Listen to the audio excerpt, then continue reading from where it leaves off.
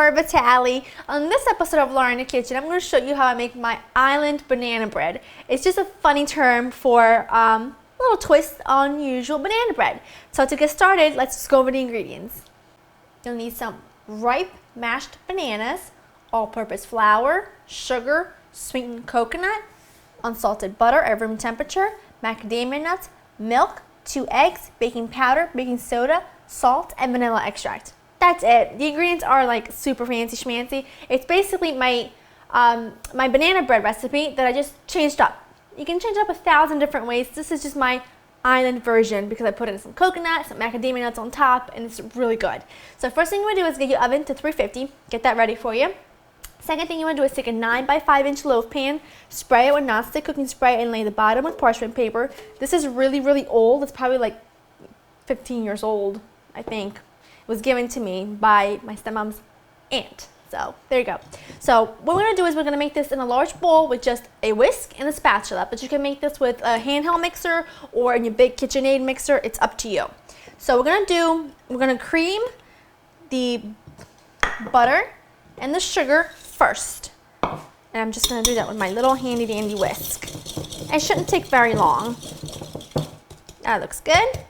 I'm now going to add my eggs and my vanilla extract.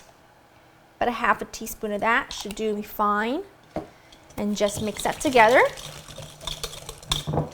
I'm now going to add my mashed up bananas, and make sure that your bananas are like a little bit overripe to the point where, you know, they're like dark brown on the outside, and you wouldn't just eat them, you know, as is, but they're incredible to bake with because they're nice and soft and they're really sweet and their flavor intensifies. So when I see bananas like that at my supermarket, they're usually like 30 cents for like 2 or 3 of them. That's when I stack up, and then you can put them in the freezer, freeze them up, and they act as ice cubes and the fruit when you want to make a smoothie or in a batter. It's perfect.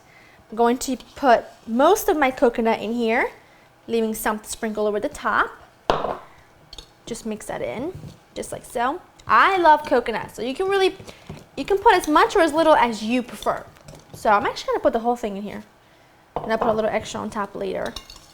And now to this, we're just going to add our dry ingredients, which is the flour, the baking powder, baking soda, and the salt. I'm just going to whisk that together until it's combined. I'm actually going to switch to a spatula to make it easier, and also make sure you don't overwork this. Otherwise, you'll get really tough banana bread.